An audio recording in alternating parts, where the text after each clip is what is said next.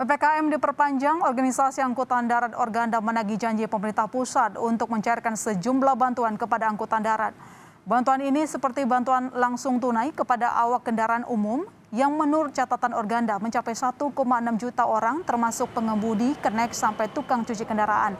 Organda juga meminta insentif bagi pelaku usaha seperti keringanan bunga kredit sampai relaksasi perpajakan. Rata-rata tingkat keterisian penumpang yang turun signifikan, banyak kendaraan yang tidak beroperasi bahkan sampai ditarik leasing.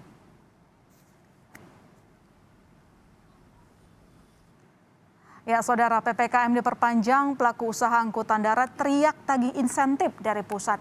Bagaimana kondisi realnya di lapangan? Semendesak apa sektor angkutan darat dapat insentif? Kita bergabung dengan Kurnia Lesani, Adnan, Ketua Bidang Angkutan Penumpang DPP Organda. Selamat malam, Pak Sani. Selamat malam.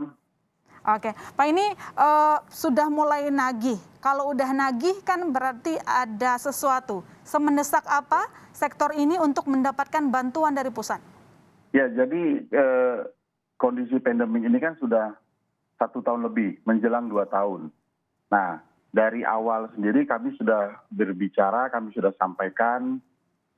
Seingat saya data saja sudah 2 kali kami submit ke beberapa stakeholder. Memang situasi yang sekarang ini dengan, saya tidak bilang ketidakjelasan. Kebijakan pemerintah harus kita sepakat, pemerintah berpikir yang baik untuk penanganan COVID-19 ini. Namun kan banyak hal yang harus diakomodir dengan kebijakan tadi. Nah, ini yang tidak menyentuh level bawah. Apapun itu kan orang kan harus tetap hidup. Nah, bagaimana mereka supaya hidup ini kan ya butuh uang pastinya. Ya kan? Nah, jadi kami selaku operator, selaku manajemen, dengan kekuatan yang kami miliki, kami berusaha untuk menghidupi semua yang ada di dalam tubuh kami. Tapi pertanyaannya, sepanjang apa? Kan begitu. Jadi ini yang kami terakhir bulan 2 minggu lalu kita sudah vikon lagi dengan diinisiasi oleh Bapak Dirjen Perhubungan Darat dengan Menko Perekonomian. Semoga ini sudah bukan lagi satu hal yang nggak jelas kemana ya. Ini sudah lebih mengerucut yang kami harapkan. Terakhir Direktur Angkutan Jalan Bapak Ahmad Yani minta data pengemudi yang memang alhamdulillah sudah kami himpun di sistem namanya My Organda. Sudah kami submit ke Direktorat Angkutan Jalan. Katanya sudah ada tidak lanjut dari Kementerian Sosial ya. Nah, ini yang kami minta. Jadi kami hari ini posisinya terutama teman-teman pelaku pelayanan tidak dantrek atau bus pariwisata. Hari ini teman-teman bus pariwisata itu sudah banyak yang mengembalikan unitnya kepada pembiayaan yang non bank, terutama leasing ya. Jadi per hari ini tadi saya coba update kurang lebih sekitar 1.000 unit yang sudah dikembalikan, yang kondisinya statusnya call 5 siap ditarik, tapi pembiayaannya merasa si customernya, operatornya mau bisa berkomunikasi, tidak sulit dicari, mau diskusi, itu status yang call 5 itu sudah kurang lebih 2.000 unit. Baik. Nah, ini kan kondisi yang menurut saya sudah repot. Dari 1.000 unit yang sudah dikembalikan itu 85% angkutan bus pariwisata, tidak dalam trayek.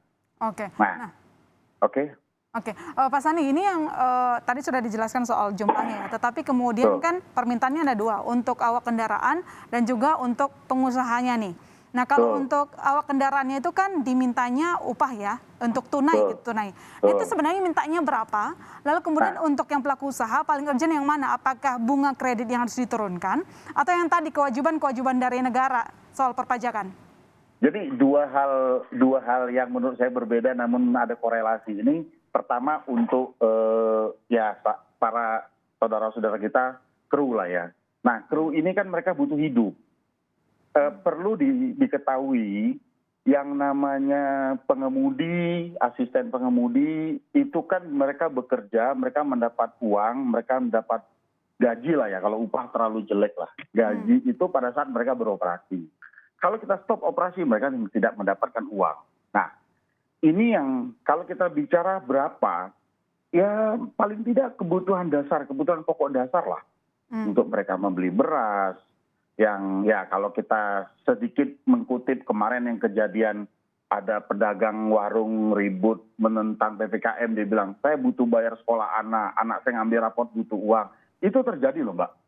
Kami dengan rasa empati, mereka bilang, Pak, anak saya nggak boleh masuk sekolah, nggak boleh join kalau nggak tebus, bukan tebus ya, bayar ini itu. Lah, dengan apa yang kami miliki, kami coba absorb. Nah, ini yang menjadi hal yang dasar. Jadi kalau bicara berapa, kita kan bisa lihat, UMP kan udah jelas di negara ini. Nah, mungkin apakah 50%, 75%-nya, atau berapa kan, paling tidak kebutuhan dasar masyarakat, kebutuhan dasar rekan-rekan kita itu terpenuhi. Kalau kami dari pengusaha, jelas, pajak kami tetap harus wajib lapor PPh Badan. Nah, di situ kan ada perhitungan. Kami lapor bilang rugi, ya sorry, saya boleh ngomong di forum ini, resiko mundur ke belakang. Jelas kita tidak ada pendapatan yang kami masuk. Jadi gini, bus yang masih beroperasi sekarang yang antar kota, antar provinsi, atau tujuan tertentu. Nah, ini memang jangan melihat tuh, kamu beroperasi, betul. Tapi berapa okupansinya? Gitu loh Mbak. Dengan okupansi ini kan kita ada konsekuensi biaya jalan. Ya kalau kayak saya, perusahaan saya ada kapal, tol, solar.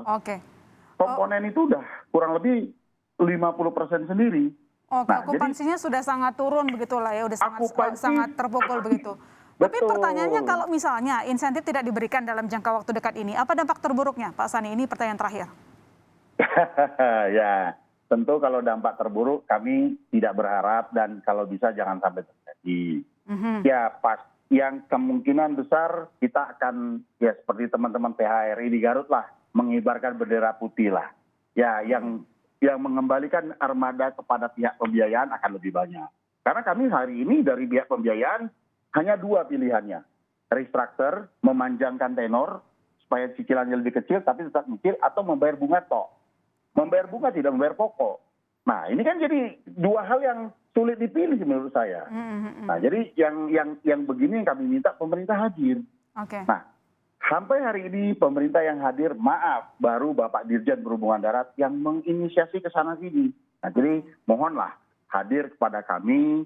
Ayo, kita cuma minta kebijakannya, OJK dan segala macam supaya kita clear. Intinya cuma.